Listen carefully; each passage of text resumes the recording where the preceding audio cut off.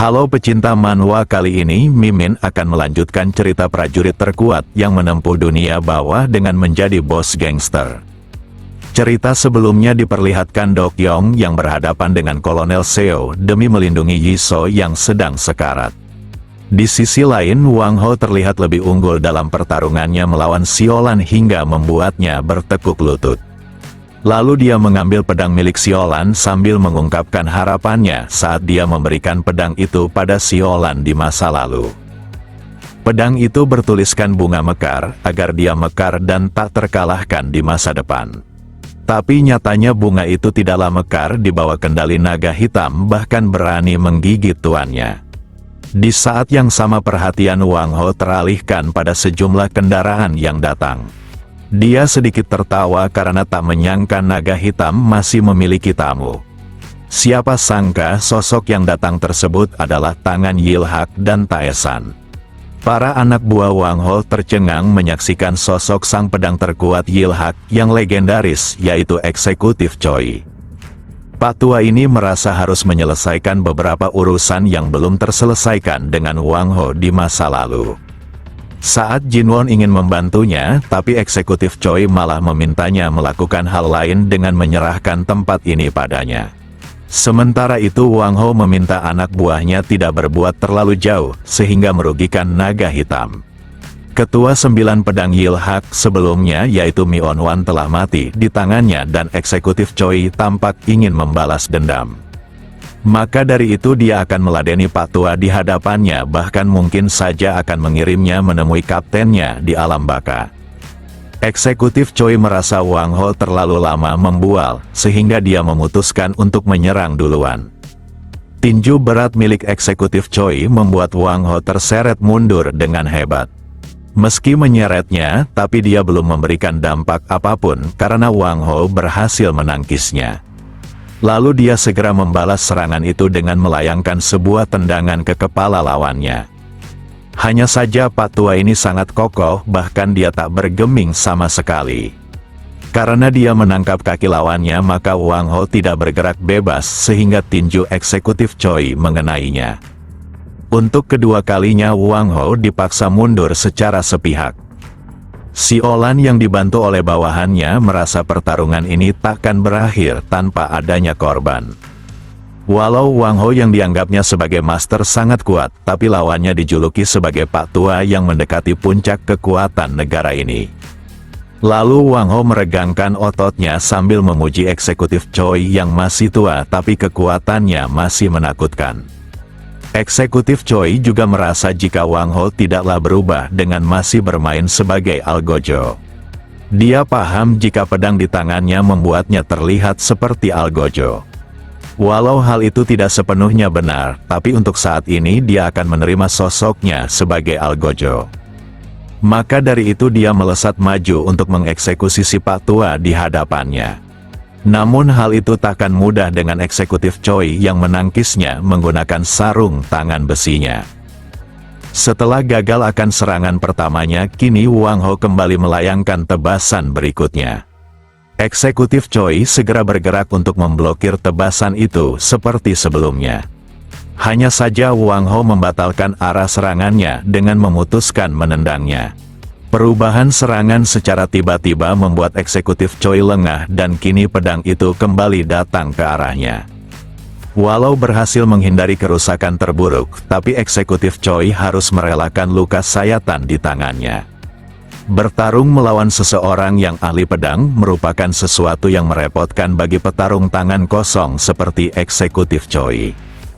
Wang Ho menganggap jika pertarungan ini mungkin saja akan lebih cepat dari perkiraannya. Namun Eksekutif Choi tak ingin diam begitu saja dengan membiarkan dirinya sendiri mengalami kerugian tunggal.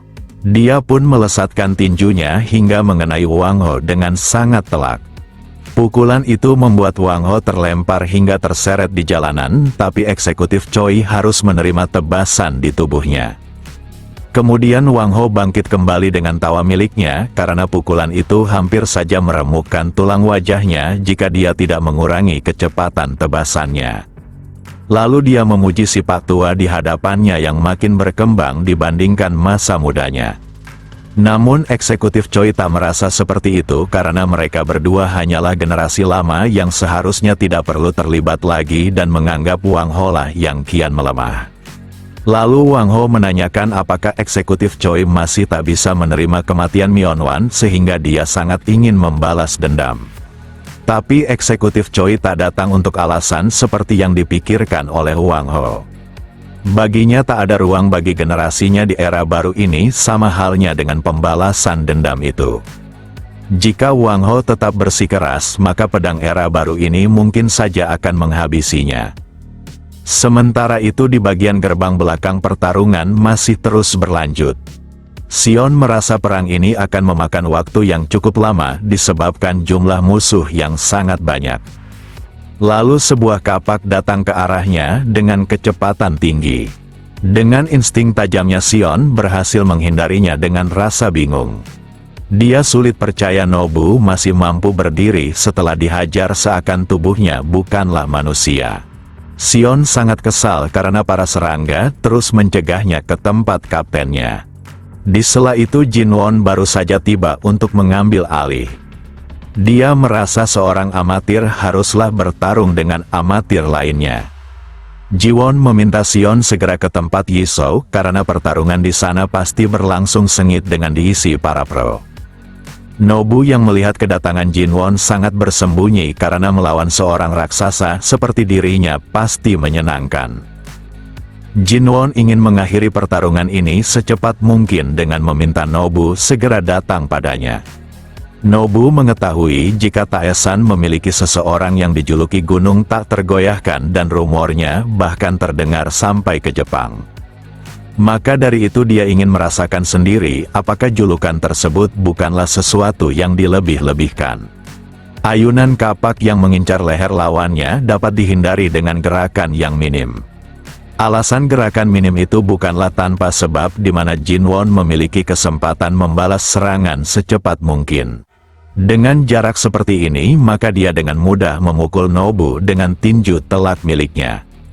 Tinju itu sangat berat sehingga Nobu dibuat tak berdaya. Saat Nobu ingin terhempas, maka Jinwon segera menariknya. Dia memberi nasihat agar Nobu belajar berbahasa Korea sebelum datang ke negara ini karena hal itu sangat mengganggunya. Tak butuh waktu lama Nobu telah ditumbangkan dengan kehilangan kesadarannya. Nobu merupakan petarung yang selalu menerima serangan karena terlalu percaya diri pada tubuhnya, tapi kelebihan itu merupakan kelemahannya saat menghadapi Jinwon yang merupakan tipe petarung dengan pukulan tak normal. Dia pun meminta para anak buahnya untuk segera menyelesaikan urusannya disebabkan bosnya pasti sudah menunggu. Kemenangan Jinwon membuat semangat para anggota Taesan terbakar sehingga dengan mudah mendominasi. Di sisi lain, eksekutif Choi meminta Wang Ho untuk mendengar suara di bagian gerbang belakang. Wang Ho juga mendengarnya di mana mereka sangat berisik seakan pertarungan akan segera berakhir. Lalu eksekutif Choi tertawa karena teriakan itu mengisyaratkan tujuan para generasi muda semakin dekat. Wang Ho tak menyangka si Pak Tua di depannya akan emosional dengan teriakan para bocah. Karena Wang Ho mengakui dirinya sudah bertambah tua, maka pertarungan ini akan menjadi kesempatan terbaik mengerahkan segalanya sebelum kemunculan para generasi baru. Eksekutif Choi mengerti dan dia segera datang melayangkan tinjunya.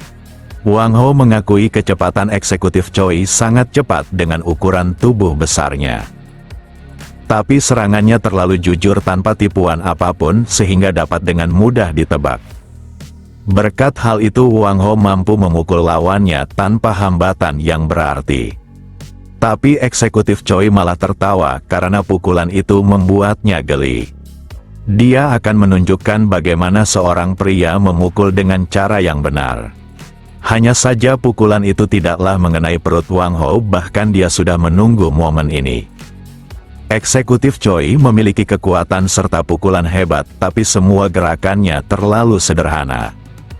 Bagi Wang Ho, cara bertarung seperti itu tak lebih dari gangster biasa tanpa penguasaan bela diri apapun. Meskipun dialah yang berhasil mendaratkan serangan, tapi tubuh kokoh eksekutif Choi masih saja membuat Wang Ho terhempas. Wang Ho yang kembali berdiri sudah menduga jika pertarungan ini takkan mudah. Dia paham alasan si Pak Tua di depannya mengatakan jika generasi mereka sudah berakhir. Maka dari itu dia berharap eksekutif Choi mengerahkan segalanya dalam pertarungan generasi yang sudah usang ini. Eksekutif Choi yang terprovokasi menganggap Wang Ho terlalu arogan seperti saat dirinya masih muda. Saat eksekutif Choi menerobos ke arahnya, Wang Ho menunggu kesempatan untuk mengincar lututnya. Hal itu merusak keseimbangan eksekutif Choi sehingga dia mampu memukul dagunya dengan telak. Lalu kembali bergerak cepat menendangnya sebelum eksekutif Choi pulih dari serangan sebelumnya. Walau bosnya terlihat unggul, tapi para bawahan Wang Ho masih saja terkejut. Bagaimana tidak, eksekutif Choi yang telah menerima serangan beruntun masih saja mampu bangkit. Dia bahkan semakin bersemangat untuk menyelesaikan pertarungan yang sangat menyenangkan ini. Wang Ho mengerti karena wakil Kapten Gudo di masa lalu pastinya tidak akan kalah dengan mudah. Hanya saja pertarungan itu harus berhenti dengan adanya suara tembakan. Siapa sangka kepala polisi wilayah ini telah tiba untuk menghentikan kegaduhan. Dia bahkan datang dengan unit bersenjata lengkap yang seharusnya membuat para penghuni dunia bawah tak berkutik. Tapi alasan kekesalannya bukanlah disebabkan para gangster saja, melainkan tertuju pada Kolonel Seo. Sementara itu pertarungan Lim yang menghadapi Sogo telah dimulai. Walau Lim sangat gesit, tapi dia tak dapat berbuat banyak dengan hanya terus mengelak. Ayunan pedang yang sangat cepat merupakan sesuatu yang takkan bisa dihadapinya dengan mudah. Meski berusaha mempersempit jarak dengan terus mendekat, tapi pedang milik Sogo selalu menghalanginya. Sogo tertawa karena bocah di hadapannya sungguh menarik. Jika seperti ini terus, maka Lim tak punya pilihan selain memberanikan diri untuk mempersempit jarak dengan cara yang lebih ekstrim dari sebelumnya. Lalu Sogo melayangkan tebasannya sebelum bocah itu masuk ke area berbahaya untuknya. Lim berpikiran untuk menangkis pedang itu lalu mengakhiri semuanya dengan tusukan tercepatnya. Hanya saja Sogo malah tersenyum akan tingkah bocah di hadapannya yang sepertinya tak pernah berhadapan dengan ahli pedang. Siapa sangka belati milik Lim dapat dipatahkan dengan mudah dan sebentar lagi akan melewati lehernya. Tapi dia terselamatkan oleh Sion yang tiba tepat waktu untuk menariknya. Sion yang segera membawanya kabur terus memarahi kecerobohan Lim yang meremehkan sebuah katana. Kedatangan Sion membuat Sogo kesal dengan mempertanyakan hal apa yang dilakukan oleh Nobu sehingga tikus dapat lolos ke tempat ini. Sion tertawa karena Nobu sedang bertarung dengan lawan yang cocok untuknya karena memiliki tubuh besar yang sama. Kemudian Sogo memperhatikan perang yang terjadi di sana. Dia juga menyaksikan Nobu telah berhasil dikalahkan oleh Taesan. Sogo yang kesal sungguh muak melihat pemandangan yang tampak menyedihkan. Tapi kemenangan masih akan menjadi milik Oyama. Hal itu dikarenakan kehadiran Kolonel Seo yang melebihi ekspektasi Sogo. Di mana dia bertarung dengan hebat meski tubuhnya tampak kecil dibandingkan petarung pada umumnya. Meski Dokyong berada di level berbeda dari para penghuni dunia bawah lainnya, tapi sekarang kakinya tidak berada dalam performa terbaik, sehingga cepat atau lambat dia akan kalah. Sion juga berpikiran demikian ditambah kaptennya dan Dokyong sedang terpojok. Lim meminta Sion untuk tidak mengkhawatirkan Sogo, karena kali ini dia akan menunjukkan kemampuannya.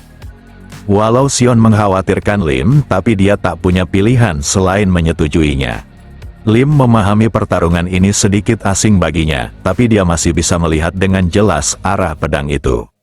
Asalkan berhasil mempersempit jaraknya, maka dia pasti bisa mengalahkan Sogo. Kali ini Lim takkan mengadu belatinya dengan pedang itu, tapi sebuah rencana terbesit di benaknya. Di mana dia menangkap pedang itu menggunakan sisi lain dari belatinya. Sogo memuji Lim yang memiliki bakat menakjubkan meski masih muda. Untuk menghormatinya, maka Sogo memutuskan menggunakan kedua tangannya dalam menggenggam pedang. Walau Lim hanya terdorong oleh tendangan sederhana, tapi rencananya telah gagal. Dia pun tersenyum karena mengetahui sebuah fakta lainnya, di mana sejak awal Sogo tidak bertarung dengan kekuatan penuhnya disebabkan dia adalah pengguna pedang tangan kidal. Sogo berharap Lim tidak menyesali telah berani mengganggunya karena kali ini dia pasti akan memotongnya. Dia pun datang melayangkan tebasannya dan Lim terlihat berusaha menghindarinya. Tapi sekarang kecepatan Sogo meningkat saat menggunakan kedua tangannya. Saat mencoba menepis pedang itu, maka Sogo berhasil menggenggam rambut bocah yang telah membuatnya kesal. Situasi ini sangat berbahaya ditambah Lim yang kekurangan tenaga untuk meloloskan diri. Di saat yang sama Yisou bangkit kembali dan hal itu menarik perhatian Sogo. Dia tak punya waktu bermain dengan seorang bocah dan akan kembali bermain dengan Yisou setelah Lim terpotong. Hanya saja Yisou bergerak dengan cepat meski dalam keadaan sekarat sambil menyerang dengan belatinya. Siapa sangka serangan mendadak itu membuat Sogo lengah dan kehilangan satu jarinya. Kemudian Yisou menatap tajam sambil mengungkapkan dirinya yang memutuskan untuk menghabisi Sogo di tempat ini.